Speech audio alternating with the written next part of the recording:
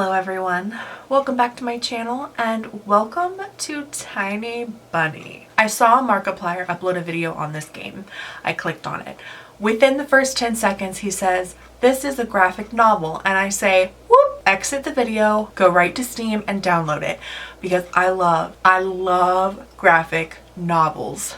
Oh my god. I think one of my favorite videos on this channel is Scarlet Hollow. I love how creepy that game was, and I'm always looking for a graphic novel game to play. So if you have any suggestions, leave it in the comments and I definitely will try them out. But I'm gonna play Tiny Bunny. I have no idea what is gonna happen in this game and how creepy it's gonna be, but I'm kind of looking forward to it. I'm scared. Oh no. What is this gonna be? How creepy is it? On a scale from 1 to 10, I'm getting like 10 vibes. The wind clawed at my window all night long. It wandered the fields and howled like a hungry beast. An endless song weaved from all sorts of voices, shrill, gentle, sneery, twined in the air. They were shouting and laughing and arguing about something.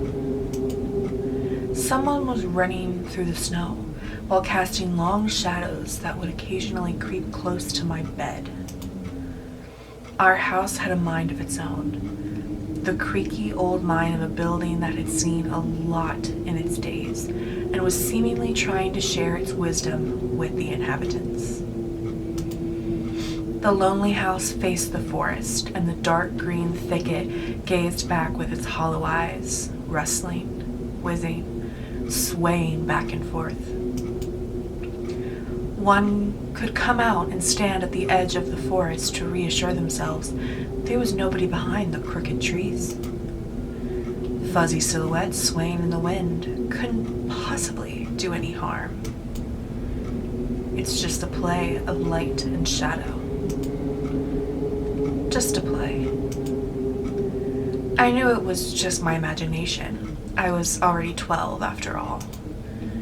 Still. Oh, that's a fox. Oh. Hey, put away your book. How many times have I told you not to read at the table? It's bad for your health. Look at how slouched you are. Hide. I didn't protest and put the book about Conan the Barbarian aside. I was stuck on a line I couldn't understand after reading it 3 times anyway. Olia had already finished her breakfast and was munching on some cookies. She was so enthusiastic, she almost looked like your typical girl from commercials. You're not going anywhere until you finish all of it. I, on the other hand, was still trying to drill a hole in the plate with my eyes, as if it would make the porridge disappear. Hazy anxiousness welled up inside, all because of the previous sleepless night, the black forest around our house, and the gloomy wind. The longer I waited, the colder the lumpy white substance became.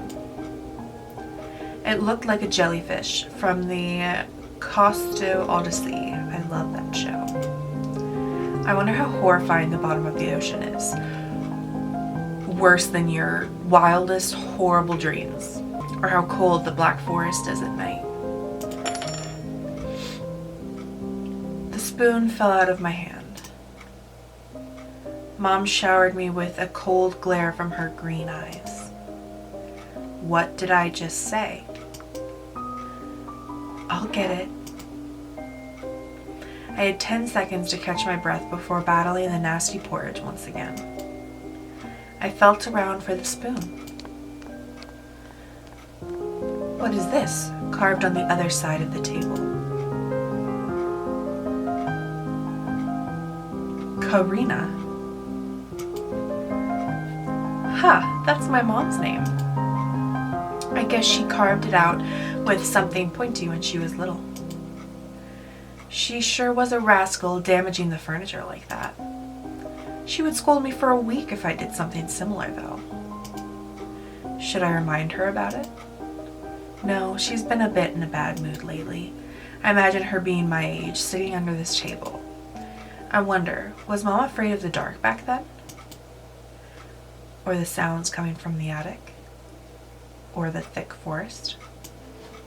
I imagined my grandma coming into my little mom's room, sitting at the edge of her bed, where Olia sleeps nowadays, and saying this in her soft, smooth voice. Taiga is a special place, little girl. It's watching you closely, sniffing you out, trying to discern what kind of beast you are. If you're a good sort, it won't abandon you in times of trouble. But if you're a bad apple, it'll grab you by the side and drag you under the ground. And that would be it. Grandma was caring. She never fought with anybody, never yelled, never yelled, and never swore. Those were the times without the maddening screams until late at night, without smashed dishes and mutual accusations. Our parents used to love each other back then. I remember listening in on one of their conversations by chance. They were talking about Grandma getting prepared for her funeral. She had already bought a casket. And she called it her cute funeral box. Mood. It waited for its time in the closet, patiently. It was black, upholstered with meat-colored material on the inside. I saw it when my grandma was getting buried. The house didn't change since the time she was alive. Only all of the photos were gone. Glass-covered pictures with gray faces of my ancestors. They all had a dead but watchful look in their eyes. I crawled out from under the table. Olia was done with her cookies and was looking at my share like a sly woodland critter. I turned my gaze toward the frosted window. There were a lot of dark pines outside, and they didn't grab my attention. But they didn't grab my attention. The pattern of frost formed a picture on the glass. Olia, look, it's a fox. Where? It looked almost like those optical illusion thingies they put on the back of student notebooks.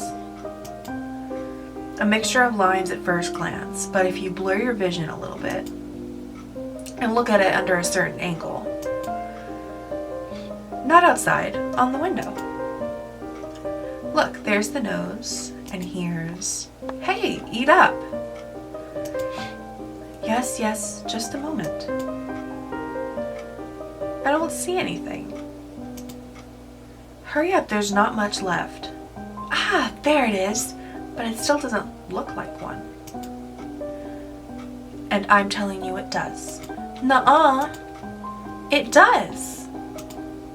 Stop it, these kids, I swear. Now I couldn't see the fox either. It disappeared. Went away. Only the frosty patterns, similar to stretched out nettle leaves, kept creeping up the glass. My dad entered the kitchen with long, measured steps. I want to have a beard like his when I grow up. Mom would always ask jokingly, come on, shave it off, it stings. That was so long ago. Nowadays, rumbling doors and witty comebacks were an everyday occurrence. Olia always covered her ears whenever she hears something like, what's the point in all this, through the wall? It's all for your sake, Dad would reply, for the sake of our family. I always caught every sound in fear of hearing the most dreaded and deadliest word that started with a D. D-I-V-O. I don't even want to finish it. It was scary to imagine that me and my little sister could be torn apart and taken into two different families. Anyway, your fox is nothing. I have an owl on my window. You and your owl talk again. You said you believed me just yesterday. Has anyone seen my car keys? I remember leaving them on this windowsill. Right. Maybe you did, and maybe you're a grown man, a father of 2, and still. Karina, please stop. Just let me get ready in peace. Your keys are in the basket near the phone. Well, thank you very much. Anton, stop making a martyr out of yourself and finish eating already. And the owl. There was no owl. But there was one. It had giant glowing eyes. Olya sprung up from the chair and placed her hands on her little face, imitating a pair of eyes with her fingers, the size of an apple each. Last year, you had a babai in your closet, and now this owl. But I saw it. Olya shifted her gaze back and forth from Dad to Mom to me, but couldn't find any support. Have you thought about befriending it? You know, like feeding it with imaginary mice. That's so mean. Don't bully our girl. Seriously. She's just afraid to sleep alone because she's still little. Olya pouted her lips in rebellion and rushed into the hallway. The staircase that led to the second floor creaked. Mom gave Dad a strict look. On that look in her eyes, it's so uncomfortable to be pinned under it. Dad just snorted in reply and left, ringing with the keys he just found. A minute had passed and the theme song from The Little Mermaid echoed through the house. It was stored on a incredibly worn out cassette tape, which Dad already had to glue together once. It's so easy to fix objects by gluing them back together, for example. But how do you fix a relationship? That is some heavy shit for a 12-year-old to be thinking about. Mom moved into the living room and I was left alone, anxiously stealing glances at the window. Olya had trouble sleeping ever since we moved to this house. She would toss and turn or curl up in a ball under her blanket. Sometimes she would jump up in the middle of the night and turn on the VCR. Cartoons helped to take her mind off the troubles we had with the move and our parents. Oh my God. And then Olya said she saw the giant flying monster outside her window. Poor thing. She became obsessed with it. Our parents did everything in their power. They tried every little trick to get rid of those ridiculous fears. Olya refused to sleep alone and didn't believe that the owl was just one of her nightmares. After tonight, I was unsure what to make of my sister's words, what to think of it myself. Can nightmares be infectious? Just last night, I couldn't get a wink of sleep and ended up thinking of what to expect in my new school. There were a couple of days left before the beginning of a new term. My imagination drew long, twisting hallways that led to a classroom full of kids. But all the students behind their desks were simply dark figures, cut out using a template. Circular holes gapped in the middle of their faces and pairs of eyes blinked inside those holes. It was as if some completely different creatures were looking at me from behind the flat, black silhouettes. Oh, Jesus. Their cruel glares filled with icy sneers made me shiver from head to toe. Will I survive here? Won't they gang up on me and beat me down, stomp on me with their bloodied shoes? The damn school can burn for all I care. I just wish for anything to happen to it. It doesn't really matter what. I didn't want to go there that badly. I didn't want to see people who are just itching to smack me on the head, trip me up, think of a new offensive name for me, worse than the previous one. I felt like the glasses I wore made me an outsider or some sort of monster. My gaze slid across the drawings hanging on the walls. I couldn't consider myself a great artist, but Olia begged me to hang them. Drawing was the one thing that made me happy as of late. The small circle of friends I had also enjoyed my paintings, and they promised to call me from time to time. Aww. The music is getting so spooky. Sometimes I imagine Mom picking up the phone and saying in a cold voice, "You've got the wrong number." Or, "Anton is not around." Anton is not around. I imagine my future classmates lying in their beds just like me, listening to the howls of invisible werewolves outside their windows. Maybe my new classmates will like me after all. But who would ever like a boy with thick glasses? I mean, my dad used to wear glasses when he was little.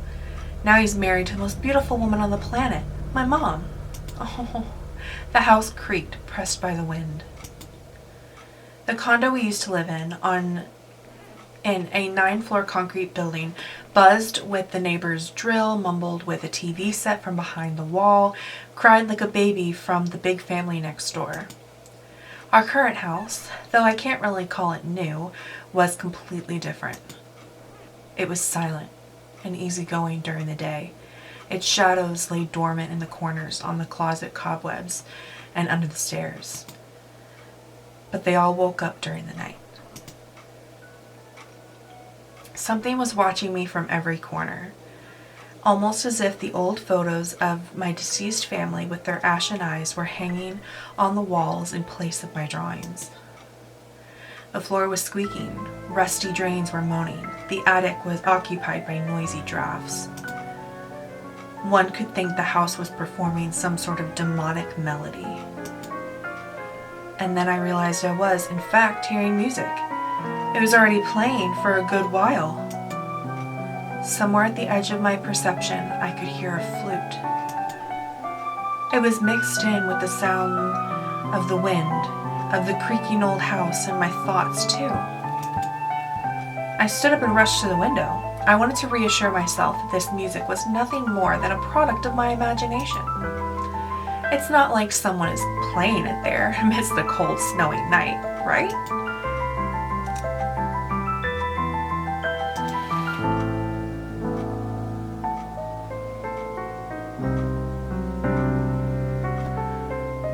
Someone was dancing in the field.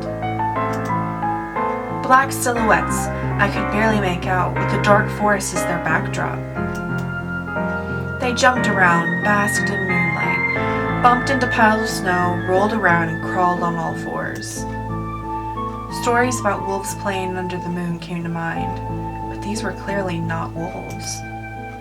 They stood upright at times, circled around holding hands and whipping up snow, disappearing into the shadows for a brief moment, then coming back. Something bizarre was going on. Shadows dancing in the starless abyss made my imagination go wild, making me anxious at the same time. Suddenly the music had stopped. The dancing shadows froze in place, and I could swear pierced me with their eyes. One of the silhouettes immediately parted from the bizarre shadow carnival and sprinted across the field with giant leaps. It glided on squeaky snow without leaving any prints until it was devoured by the pitch black shadow of my house, which became even darker and thicker. My heart was jumping around like a bird inside a cage. I shut the curtains with a swift motion and stepped back toward the bed. They saw me. A freezing torrent of fear washed over me. I stood in the middle of a perfectly dark room and listened to some unwanted guest move and scrape around, looking for an entrance. The sound moved to the right, then circled around the house. Now my guest should be at the front door. I jumped into bed and covered myself with the blankets as if it could protect me. The shackles of fear locked my muscles. I remembered the funeral, my grandma laying there, hands crossed on her chest, her facial features sharp like that of a tin doll. ants running up and down the legs of chairs that held my grandma's casket. I imagined those little creatures climbing up her head and pulling up her eyelids with their tiny legs. What the fuck? Then her wrinkly eyeballs would once again move inside their sockets, and she'd be able to see her grandchildren. I was chanting the spell she taught me throughout the whole procedure, and now, lying under the blanket and listening to squeaks and howls, I repeated the same words. On the island of Boyan, like the broth, on the island of Boyan, underneath the blemished sun, in the sea of color blue, stands a cabin made of wood. There lie lard and ashen hair, for the spawn from Devil's Lair to feast and always leave alone God's faithful servant named Anton. Evil leave this house must. Ashes to ashes, dust to dust. Bizarre sounds had disappeared. I cautiously peeked out from under the blanket and saw curtains waving around like a hangman. And then the night doused me with a new portion of boiling terror. The sounds scratched at my eardrums. In reality, something or someone were scratching at the front door, hurriedly clawing at wood, demanding to be let in. The door was shut. Dad had become very cautious recently, so he installed a sturdy lock. I remember him staring at the forest intently, as if he was looking for someone. Ashes to ashes, dust to dust. I hugged my knees, placing my chin between them, and drilled the door with my eyes. It was so flimsy and weak before the might of darkness. And then the doorknob twitched slightly. And then it turned halfway, once, twice, as if the person who tried to enter had no hands. The doorknob tilted once more, and then started clicking violently. My jaw cramped from fear. My wet fingers clutched the blanket. The door creaked and opened. The wind taunted me, moaning inside the tin dreams. Now you'll see. The door was wide open. The darkness writhed inside the carnivorous mouth of the doorway. Tony. It was as if the night itself was calling out to me, flapping its black wings and squeaking with rusty hinges. I was trembling, ensnared by the web of darkness that hung in the corners of my room, waiting for the one who weaved it to come out of the gaping black hole. Tony. My abdomen tightened and my chest rose up, ready to exhale a desperate scream. But before I was able to do anything, the darkness asked me, "Tony, you asleep?" My sister's pale face protruded from the thick shadows. I almost screamed from relief. "Olya, I'm not sleeping. Did something happen?" Olya frowned and stuck out her lower lip, a clear sign she was about to cry. It's there again, staring at me. "Shoo her away, Tony, please. I'm so scared." The fear that was tormenting me just a minute ago crawled away and hid somewhere in my stomach. I need to calm Olya down. "It was just a dream, silly. Don't be scared. Dreams don't bite. No one's going to harm you." Olya sobbed. She was trying her best to believe me. But was I sure myself? "I have an idea. Let's go to your room and watch the video Sleeping Beauty, for example. You like that cartoon, don't you? Why does the Sleeping Beauty have a prince and I have the scary bird?" That question took me by surprise. Alright, let's watch Cinderella. My thoughts became tangled, fuzzy. What was that? What studied me with its eyes while dancing feverishly under the moon? The darkness was clinging to the window, and it couldn't be fooled by my grandma's old chants. It couldn't be satisfied with the feast of lard and long ashen hair. "Tony, you coming?" Yes, just a moment."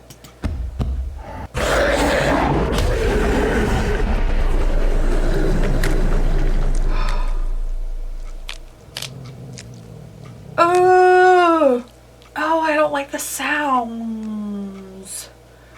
Oh, the sounds. That's why I didn't want to laugh at Olia and her owl in the morning. I don't like that. Who could be visiting us here in the middle of nowhere? We don't know anyone around here. So persistent.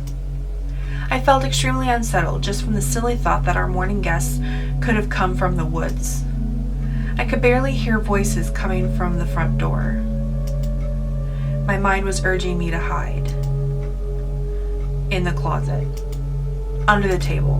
Behind the curtains where Olia always hides. Tony, come here.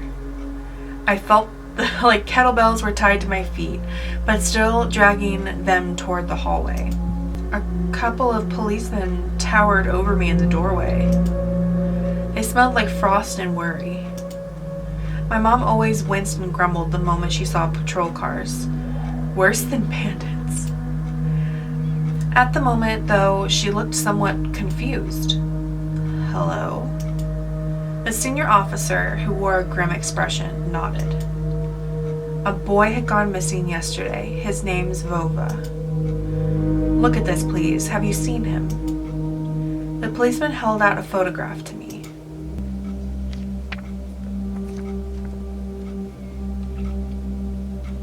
There was a ginger boy around the age of elementary school, pictured with a wall carpet as the backdrop. He had a striped cat in his hands and wore a wide smile. No, I haven't. I don't know anyone around here. I barely leave the house. Well, maybe you've seen him from the window? That's right, your windows look straight at the forest, don't they? The window. No, I haven't seen anything. I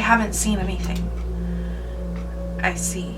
He sounded tired, but his eyes, his stare, long and heavy, was full of suspicion.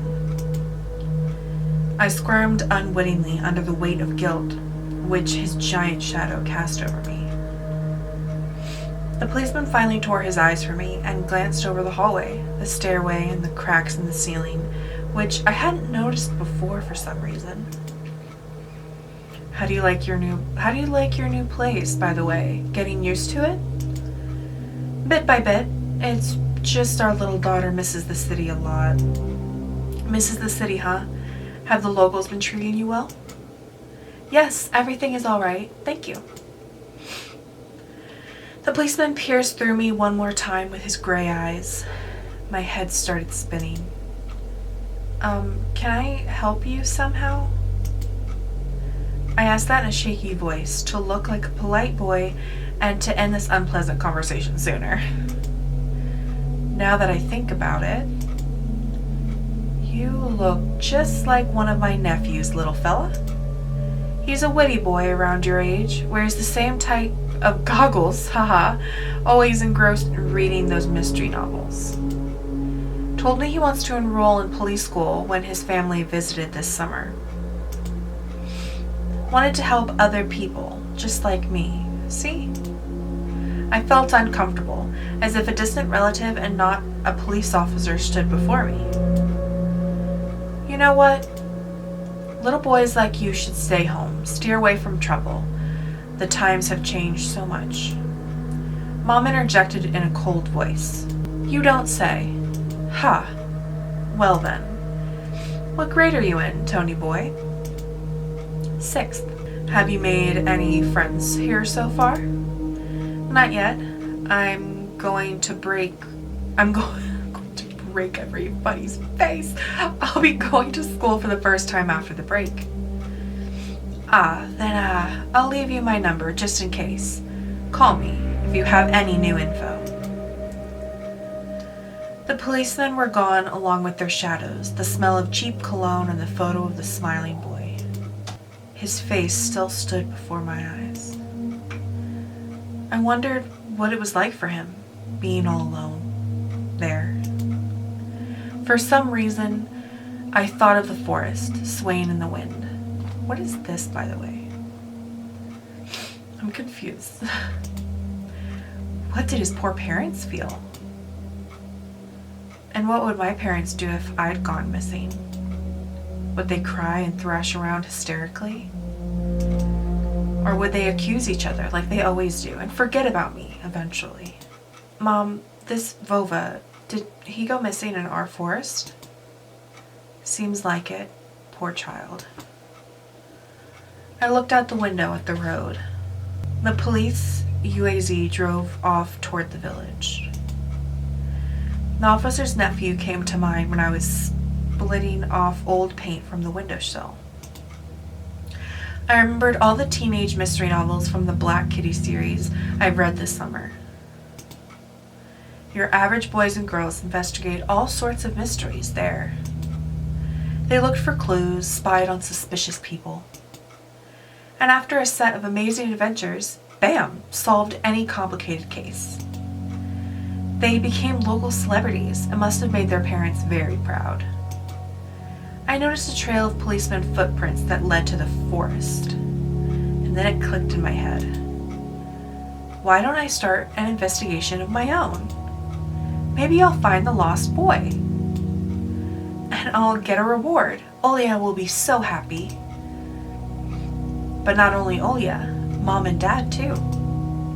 Maybe they'll even forget about their quarrels for a while. Maybe I'll even save us from the D word.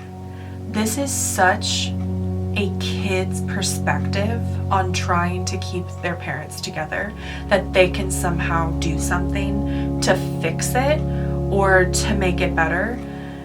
This is definitely relatable and really sad. I fantasized about buying Olya a Tamagotchi and getting a cassette player and a bunch of tapes for myself. A whole box of Kinder Surprise. When was the last time our parents bought us any toys? Last autumn, I think. My dad had lost his job at the time. There's that annoying song about it. I had little to no idea what the accountant's job like. They count money, I think. Neighbors used to envy us. But nowadays, Mom and Dad barely had money to afford sweets, and Dad would always divide a single chocolate bar between me and Olya. Sometimes I gave her my share too. Oh.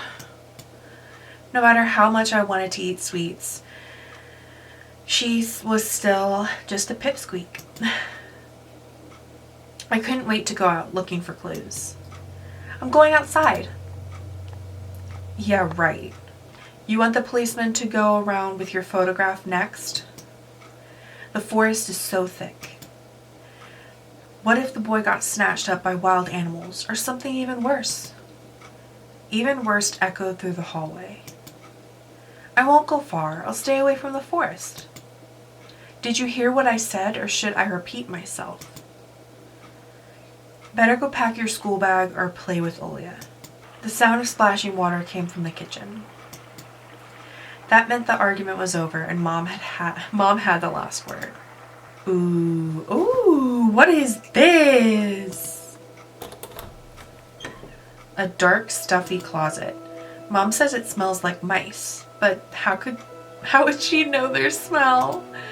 She hates when I stick my nose in there. She's afraid I'll cut myself on the freshly sharpened axe.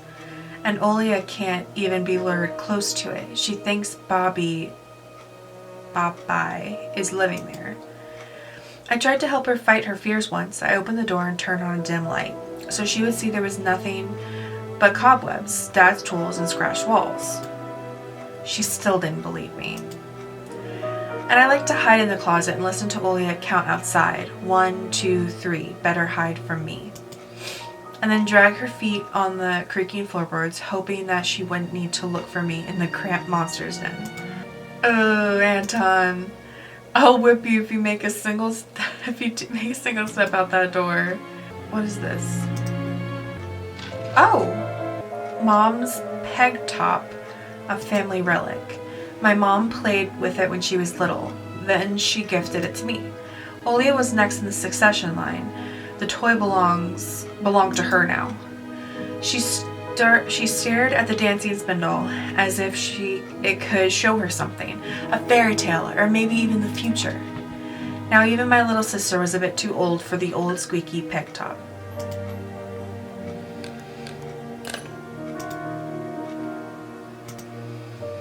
My parents prohibit me from making long distance calls, but from time to time I really want to hear my old friends.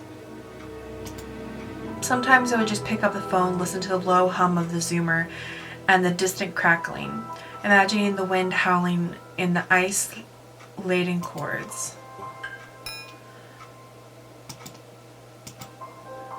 The cross had seen so many people come and go in this house. It was black as if it absorbed all human sin from the long years it was hanging under the ceiling. After Grandma died, Mom was going to take it off and hang a horseshoe in its place as a lucky charm, but she cut herself with the cross's sharp corner and almost fell from the stepladder. That's a sign. Dad called it a sign from above and ordered the cross to be left alone in its rightful place. Yeah, let's go to the kitchen. The decrepit, stain-covered calendar was once my favorite form of entertainment in Grandma's house. I remember waking up and running to the kitchen so I could tear off yesterday's leaf first thing in the morning, as if the coming day would get lost in the taiga forest without my help. One day closer to New Year's. One day closer to Grandma's funeral. I haven't touched this calendar for years now. Since the time they started writing dark and spooky death chants, they only made me gloomy instead of funny proverbs and superstitions to be exact. What? I grabbed the dusty calendar leaf with caution and tore it off effortlessly. Sadly, the spooky descriptions from my childhood were still there. 7 horses carry the log. If 7 can't carry, bring the 8th from a fairy. They will take it away and never come back. This is the fate the log cannot escape. I crumpled the gray leaf and threw it in the waistband, hoping to get rid of the anxiousness that washed over me. It was spreading inside me like an ink stain on blotting paper. I took a peek at Mom's crossword. She would get very angry when someone gave her advice, so me and Dad faked knowing the answer and being about to reveal it all the time. I smiled at that fleeting thought. Vertical, 9 letters, the name of the Philistine deity that protected them from viper bites and had a nickname, Lord of the Flies. Second letter is E. I was about to say, don't make me look it up. I'd have to look that up. A Mercom of Russia has declared the state of emergency due to adverse weather conditions. According to the weather forecast, a cyclone is moving toward the region. Expect heavy snowfall, blizzards, and snowdrifts on the road. Keep your eyes open and take care of yourself. Anything in particular to look at? Grandma kept ice cream for me and Olia there, but now I can only see meat bits for soup clumped together. Pelmeni, I grew to hate them already.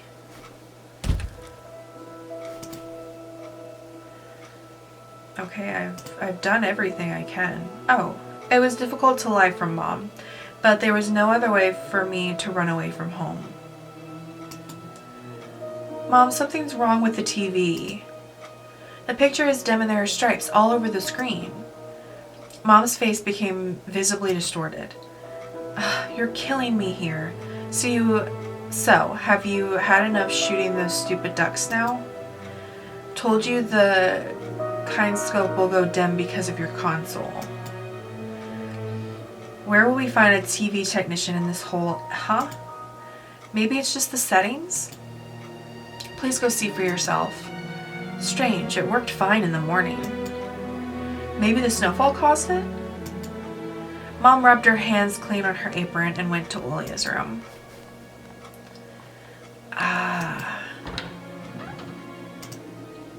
Now I can go outside. I opened the front gate and went into the field. Carefully, so Mom wouldn't see me from the window. When I crossed half of the distance toward the forest, the snow piles became as high as my knees. I remembered my nightly fears. I saw those silhouettes around here. They were jumping around holding hands. That hypnotizing music started playing in my head all on its own. In the light of day, those distant figures felt like a simple dream.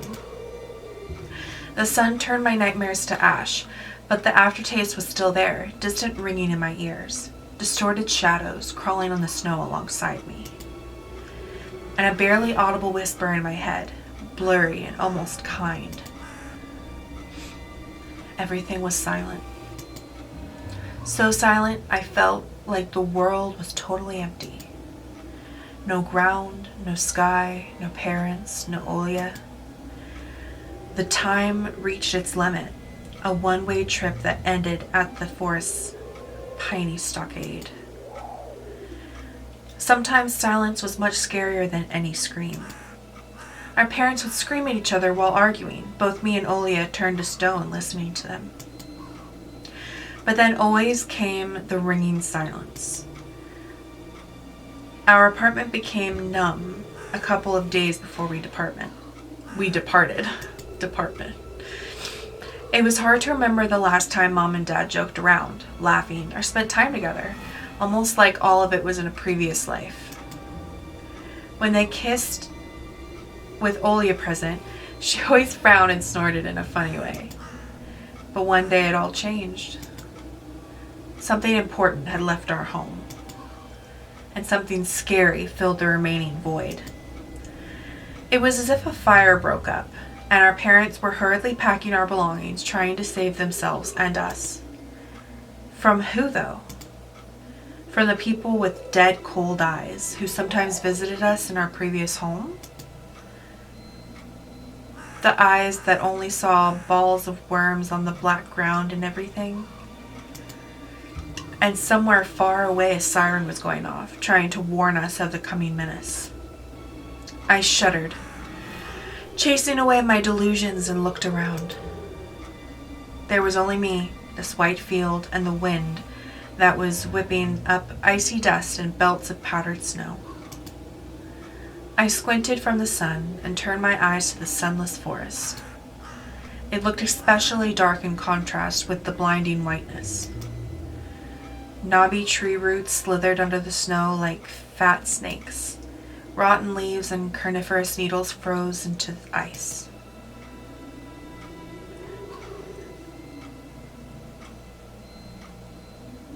What is that? A glove?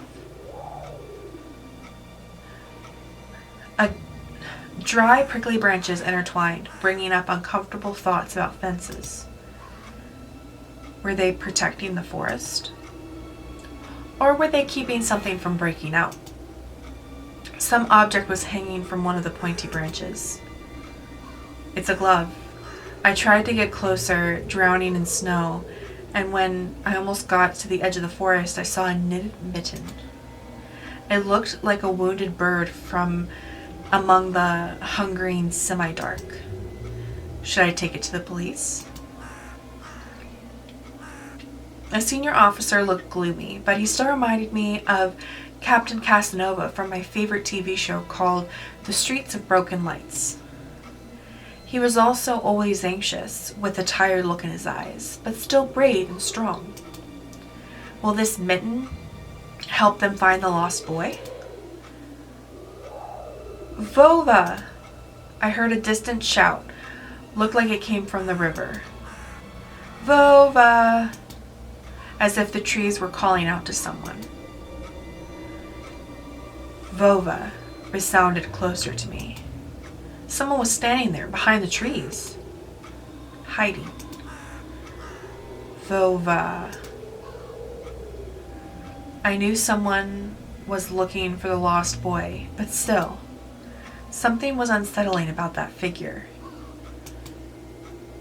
Its stillness, how it was bent unnaturally toward the ground. Where? I don't see it, and it scares me. Its blackness. There's no one there, just branches and roots. It's all just my imagination. A nearby bird flapped its wings loudly. Oh, A shadow split from the tree and disappeared from my sight. Okay. I looked away for just a moment, but when I turned my gaze back to the same place, it was gone. So it was my imagination after all. Silence reigned for a painfully long time. I don't like it. My muscles were tightly sprung. My heart was beating somewhere in my throat. Any noise, any movement, any small whisper from the thicket and I'd sprint. But nothing of the sort happened. I looked at the mitten once more. I'm gonna take it. I decided to take the lonely mitten from the branch. Have I made a mistake? Am I gonna die? Vova. Oh my god. A shout rumbled across the field and dissolved into the distance. No echo, no hope for a reply.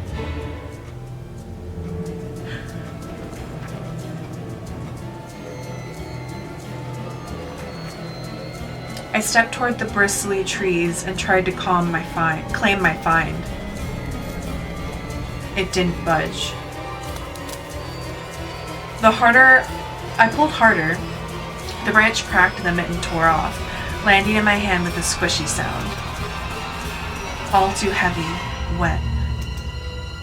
I squeezed it without thinking and something dark spilled from it, forming a tiny string between the mitten and the snow. Oh no, steam rose from the snow pile.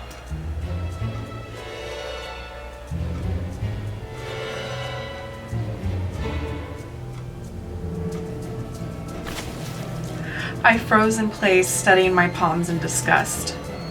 Red. The sound of cracking branches invaded the silence. I didn't have to think twice before running away. Someone was chasing me from the darkness, breaking pine branches, closing the distance with giant leaps. Snow was slowing me down. Crazy thoughts flew through my mind. I'll get caught. They'll get me. I'll get dragged into the thicket. I'll be gone forever. But there was one more voice, probably one of reason. It gave me strength, spurred me on. You can do it. Don't stop. I heard an animal roar behind me. It was so loud my ears went numb. It felt like the sound had come from a pack of hungry beasts rather than a single one. Their nostrils sucked in freezing air. They sensed my fear. Two giant wings flapped above my head.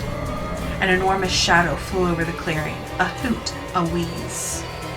The roars were coming from all directions now. From the dried up raspberry bush, from twisted pines, from under the windfall. Hurry, run, don't look back.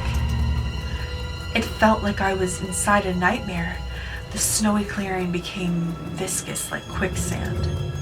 I was stuck in place. I pulled my leg from the mushy trap just to be caught in a new one, even deeper than before. I continued to drown, sinking deeper and deeper with every desperate push. Was snow ever this sticky? I screamed in horror after realizing it wasn't snow. Someone or something in the snow pile was clutching my pants. I gathered all my strength and rushed forward. The pressure on my leg was gone. My boots slipped out of the hole and my soles were on a hard surface again. I reached the clear path with one jump and from there ran to my house. Its gloomy facade didn't look threatening now. The house was my line of defense from the shadows that flapped their wings and the creatures that were hidden under the snow. I tripped over the doorstep and smashed into the door. In all my hurry, I still managed to notice the claw marks. As if a dog was striking the wood with its paws, demanding to be let in so it could escape the cold. I hadn't noticed these marks when I was leaving. The heartbeat in my ears was much louder than my surroundings. I couldn't hear whether someone was following me or not. What if they were already in our front yard and Mom had locked the door? Drowning in fear, I pulled on the doorknob and it obediently gave way.